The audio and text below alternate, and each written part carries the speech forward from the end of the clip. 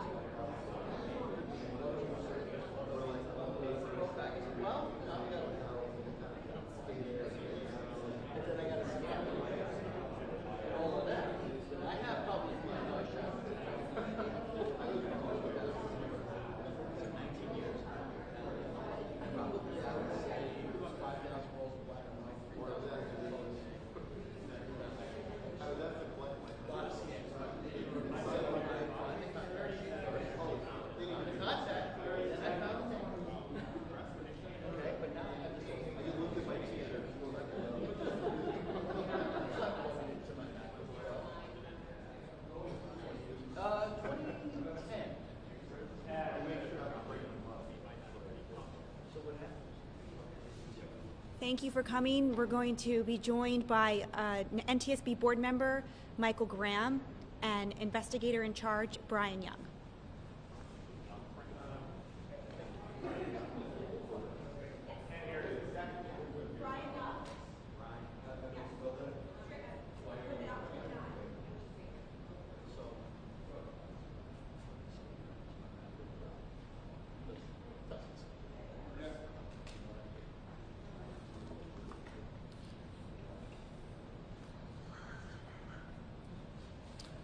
Good afternoon. Thank you for joining us today. My name is Michael Graham. I'm a board member with the National Trans... Is this not working? Okay. My name is Michael Graham. I'm a board member with the National Transportation Safety Board. Joining me today is our investigator in charge, Brian Young.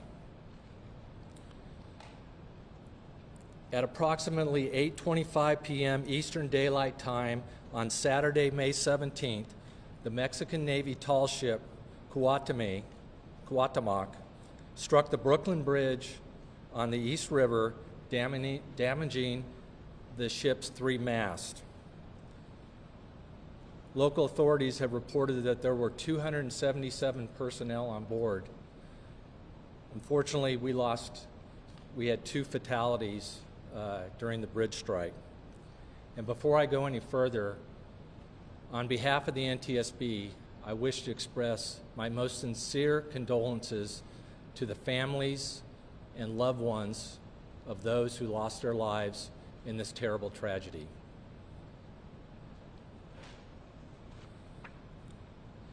The NTSB arrived on scene late yesterday afternoon and throughout the evening, and our first day on scene was this morning, starting today.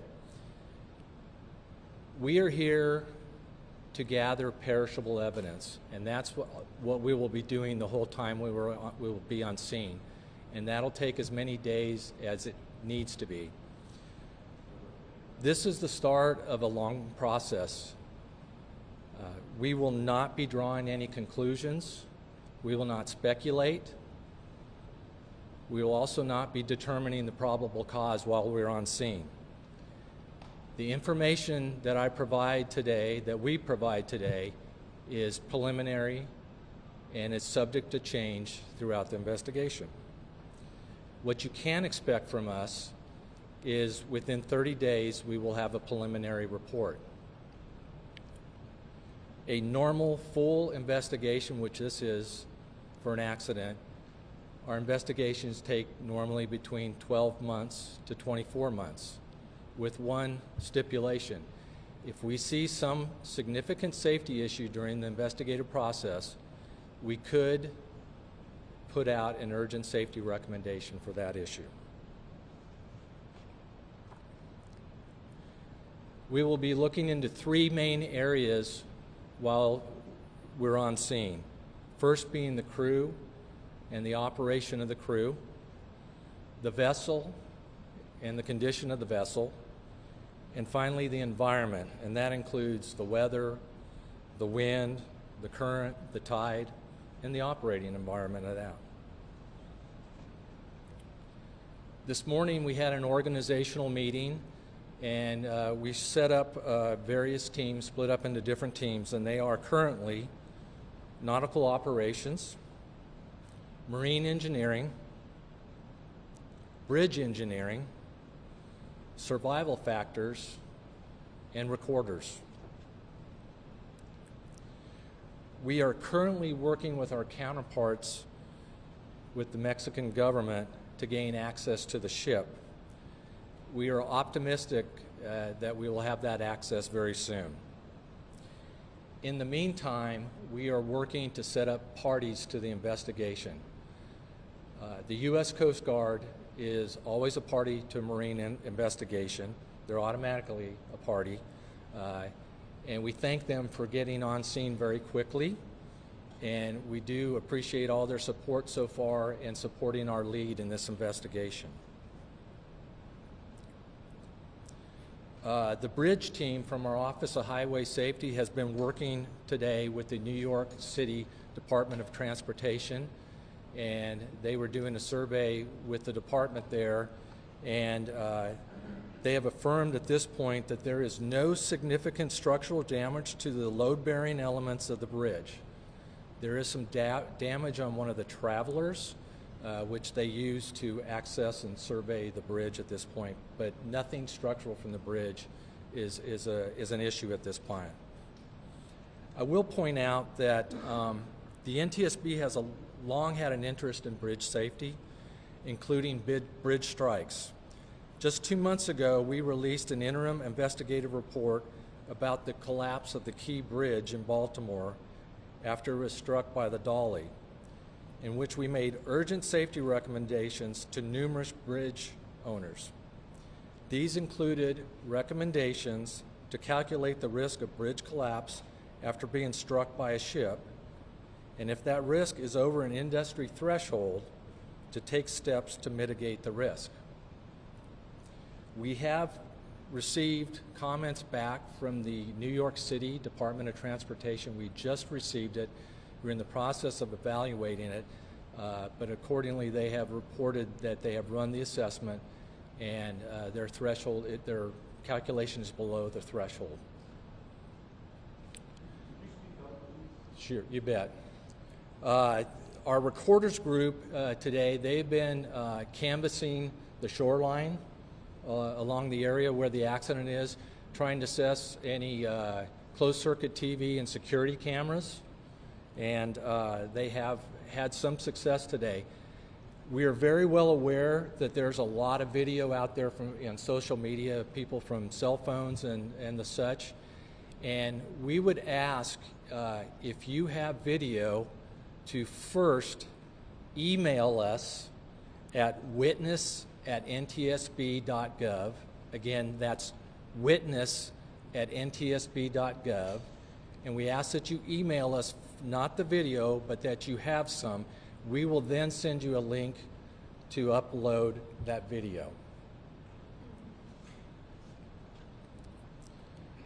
We also have two personnel with us from our Office of Transportation Disaster Assistance, and they have been coordinating outreach with the Office of the Mayor of New York City, and we appreciate having them on scene. I will now turn it over to our investigator in charge, Brian Young, to give us some preliminary factual information. Brian? Thank you. Based on preliminary navigational data, I can provide the following timeline for the vessel's movements in New York. The vessel arrived on May 13th around noon and docked port side 2 at Pier 17. The vessel remained there for about 3 days, and at 8:20 p.m. on May 17th, with the assistance of a tugboat, began backing away from Pier 17. The intent was to sail south down the East River and head for sea. Preliminary weather report at this time was dusk conditions, westerly winds about 10 knots, and the current was about 0.3 knots towards the bridge. Upon departing the pier, the vessel's astern motion and speed increased up to 6 knots. And at 20:24 or 8:24 p.m., a VHF radio broadcast was sounded requesting assistance from other tugboats in the area of the Brooklyn Bridge. That was followed by 2 other requests for assistance, and at 8:24 and 45 seconds, the vessel's mast struck the underside of the Brooklyn Bridge. At 8:27, the vessel came to a stop, and at 8:30, both NYPD and FDNY assets were on scene.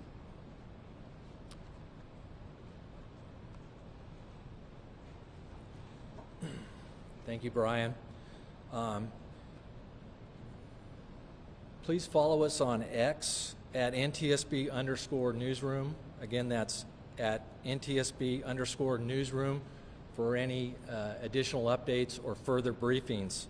And before we get to questions, I want to thank all the first responders who were on scene, and they were on scene very quickly within 5 minutes of the bridge strike. And I'd also like to thank the ongoing coordination by the New York City Emergency Management. We appreciate all the work that they do and all the first responders.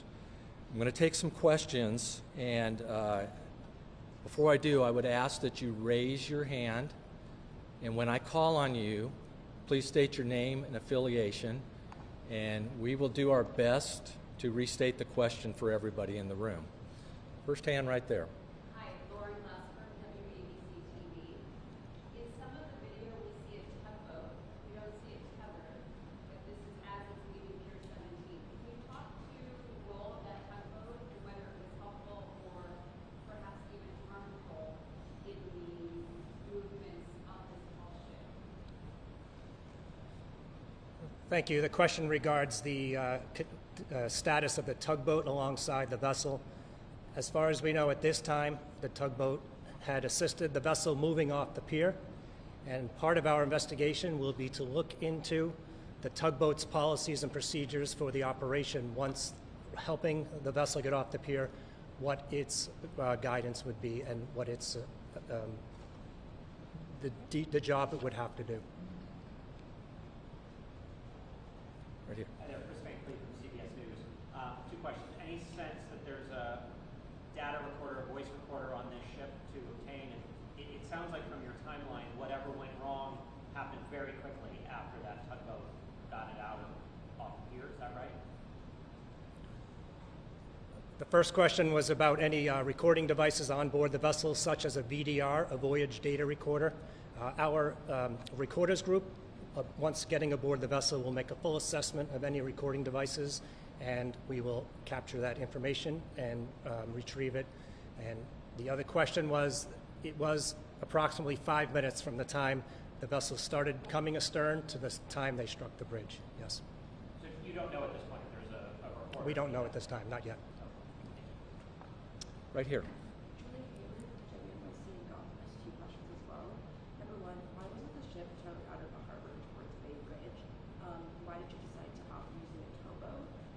then, as far as what you're exploring as what might have caused the ship to hit the bridge, has there been any discussion over whether this was an engine failure or anything else that might have led to this to happen? Okay, I read about 3 questions in there. Would you ask the first one again? Yeah, of course. So the first was, why was the ship towed out of the harbor towards Bay Bridge? Why the decision not to use a towboat? The question pertains to the use of a tugboat departing the harbor. Again, we are going to be, that's part of our nautical operations investigation, where we look at the procedures on what is the normal operation for a tugboat assist departing a pier and leaving the harbor. Got it, thank you.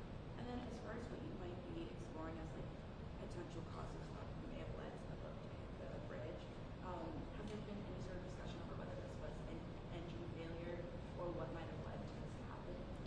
The question pertains to a possible cause of the bridge strike, possibly as an engine failure, and we have an engineering group led by myself, which am an engineer, and we will look at the status of the engine.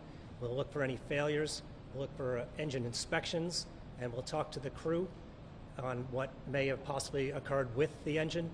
And additionally, if the engine has any sort of ECM or electronic control modules, we'll grab that electronic evidence as well. We need to go to somebody else. I will also state, too, we haven't had a chance to do any interviews at this point.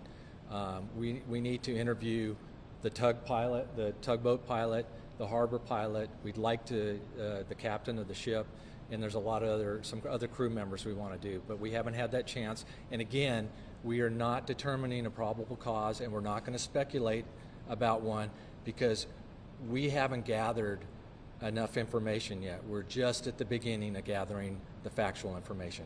There's a question right here. Hi there, Mark Morales. Good. 2 questions. You mentioned for the 6 knots.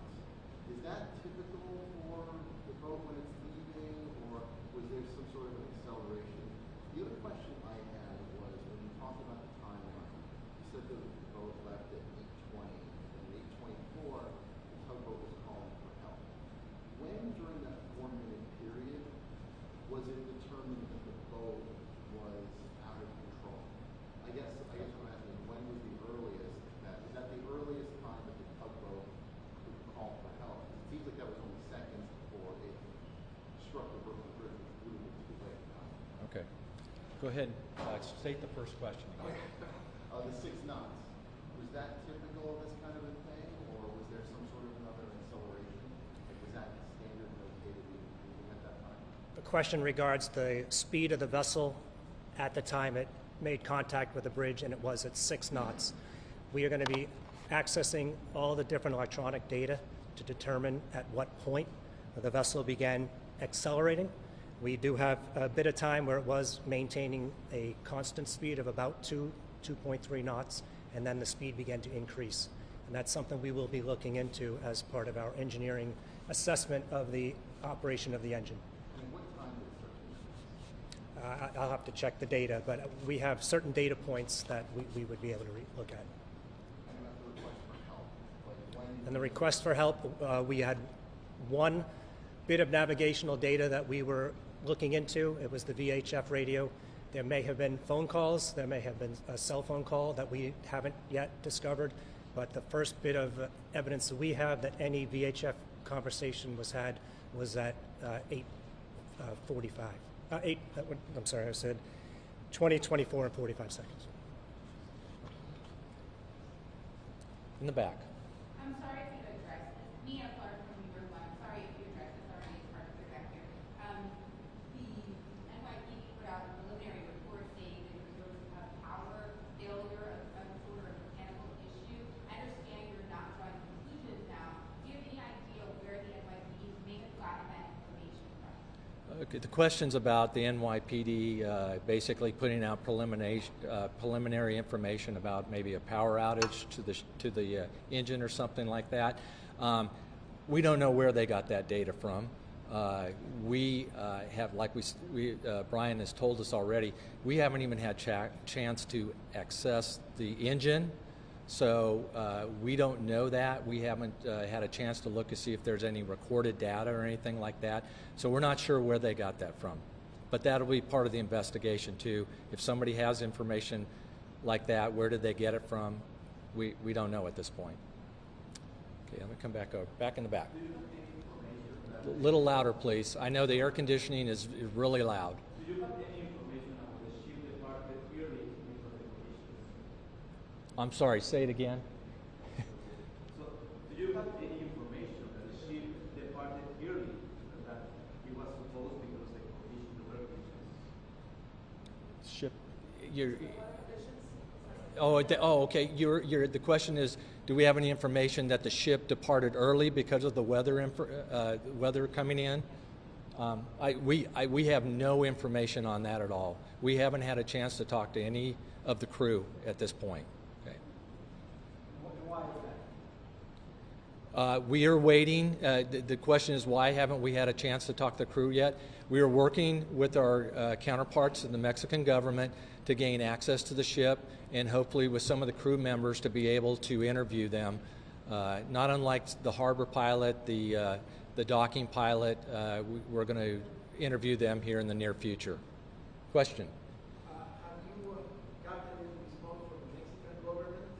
Have you actually spoken to some officials, or you are waiting to see for any response? The question is, have we spoken with the Mexican government and all?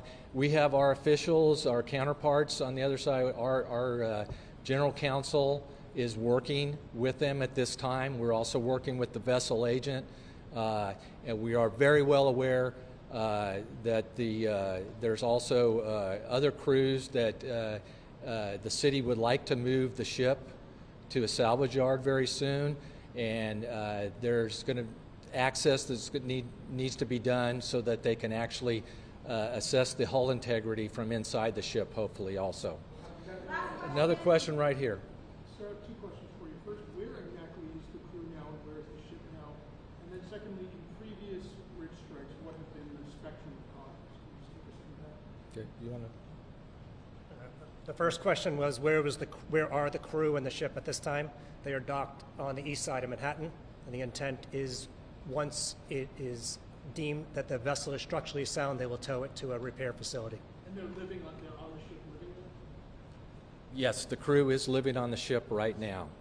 And then the second question about the spectrum of possible causes of previous bridge strikes in the U.S.? Give me the whole question again. Sure. Can you just take us through the spectrum of past bridge strike causes?